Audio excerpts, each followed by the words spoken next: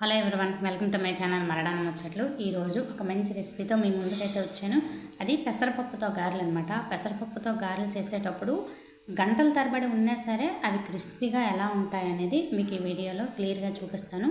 వీడియోని స్కిప్ చేయకుండా చూడండి. అలాగే చాలామందికి పెసరపప్పు గారెలు గట్టిగా వచ్చేస్తూ ఉంటాయి. అలా గట్టిగా లేకుండా ఉండడానికి టిప్స్తో సహా చెప్తాను. ఈ వీడియోని క్లియర్గా చూడండి. ఇప్పుడు లేట్ చేయకుండా వీడియోలోకి వెళ్ళిపోదాము. దీనికోసం అయితే ఏదైనా ఒక కప్పు పెసరపప్పు వేయండి. పెసలైనా వేసుకోవచ్చు, పెసరపప్పు అయినా వేసుకోవచ్చు. పొట్టుతో సహా ఉన్నదే వేసుకోండి, తొక్కలేనిదైతే వేయకూడదనమాట. వేసుకొని దీన్ని బాగా కడిగేసి తాగే మంచినీళ్ళు వేసుకొని 2 అవర్స్ పాటు నానబెట్టుకోండి. 2 గంటలకి చక్కగా నానుతుంది అనమాట. చూసారా, పెసరపప్పు 2 గంటలకి బాగా నానింది. అలాగని గంటలో నానిపోద్ది, కానీ అది ఆయిల్ ఎక్కువ పీల్చేస్తుంది అనమాట. అందుకు 2 గంటలు ఖచ్చితంగా నానబెట్టుకోవాలి. ఇలా నానిపోయిన పెసరపప్పులో నుంచి అస్సలు పొట్టు తీయకూడదు. పొట్టు తీయకుండానే అలాగే వాటర్ ఏమీ లేకుండా వేసేయండి. ఇదే టాప్ సీక్రెట్ అనమాట. మనం ఎప్పుడు కూడాను పెసరపప్పు గారెలు చేసేటప్పుడు పెసలతో చేసినవైతే అలాగే రుబ్బేయచ్చు. లేదనుకోండి, పొట్టుతో ఉండేవి చేసామనుకోండి, అస్సలు పొట్టు తీయకూడదు అనమాట. అందుకే తాగే మంచినీళ్ళు వేసుకోమని చెప్పాను.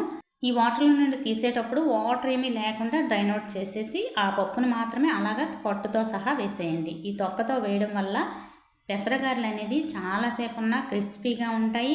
అలాగే గట్టిదనం అనేది రాదనమాట. గంటలు తడబడి ఉన్నా గట్టిగా అయిపోవు, చాలా బాగుంటాయి. ఆయిల్ అనేది పీల్చుకోదు. మీకు డౌట్ ఉండొచ్చు, పొట్టుతో ఉన్నది వేసుకుంటే ఆయిల్ పీల్చేస్తుందేమోనని. అస్సలు ఆయిల్ పీల్చవండి.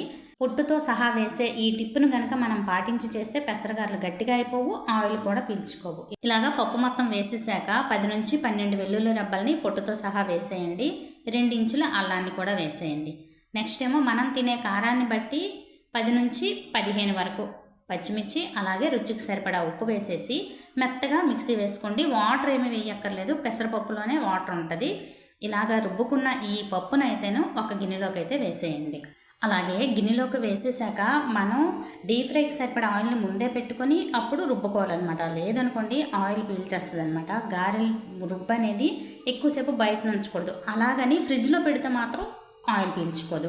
ఈ రోజు మొత్తం కలిపేసి నెక్స్ట్ డేనో లేదంటే ఒక గంట తర్వాత ఫ్రిడ్జ్లో పెట్టినా ఆయిల్ పీల్చగానే బయట ఉంచేస్తే మాత్రం ఆయిల్ పీల్చేస్తుంది. ఇలా కూడా చేయొచ్చు అనమాట. తర్వాత అందులోనికి 1/2 టేబుల్ స్పూన్ జీలకర్ర, 1 కప్పు వరకు ఉల్లిపాయలు, అలాగే కొత్తిమీర, కరివేపాకు వేసేసి మొత్తం అంతా కూడాను కలిపేయండి. చూస్తున్నారా, వాటర్ ఏమీ వేయకుండానే లూజ్గా ఉంది. ఇలా ఉన్నా సరే మనకి ఆయిల్ పీల్చదండి. అలాగని మనం కలిపేసి బయట ఎక్కువసేపు ఉంచకూడదనమాట. బయట ఉంచామా ఆయిల్ పీల్చేస్తుంది.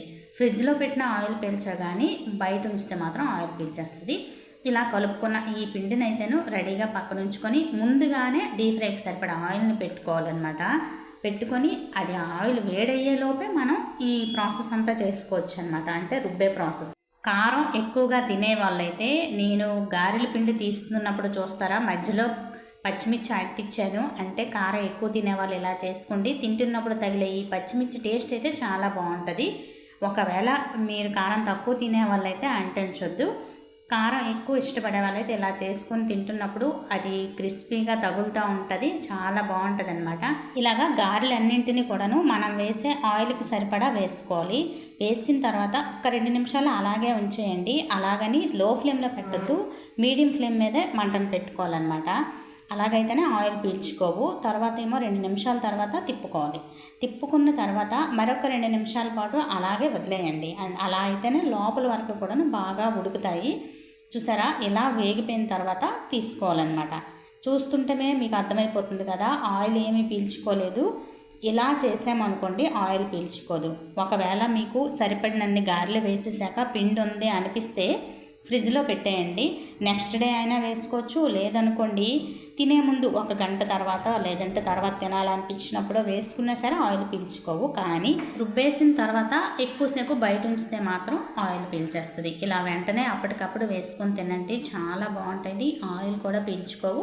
ఇలా ఫస్ట్ టైం అయిపోయిన తర్వాత రెండోసారి కూడాను ఇలాగా వేసుకోండి. ఇలాగా వేసేయడం అయిపోయిన తర్వాత ఇలాగా నేను వీడియోలో చూపించినట్లు ఇలా వేయించుకోండి. అంటే 2 నిమిషాలకి తిప్పుతూ ఉన్నాం అనుకోండి, చక్కగా వేగిపోతాయి. ఇదంతా కూడాను మీడియం ఫ్లేమ్ మీదే చేయాలన్నమాట. ఇలా వేగిపోయిన వాటిని తీసేయండి. ఇలా తీసేసిన తర్వాత ఈ గారెల్ని వేడివేడిగా మనకు నచ్చిన చట్నీతో తినొచ్చు, చాలా చాలా బాగుంటాయి. అలాగని అంతమందికి చట్నీ నచ్చకపోవచ్చు. నచ్చని వాళ్ళు ఇలాగా ఒత్తివే ఇలాగ తిన్నా సరే చాలా బాగుంటాయి.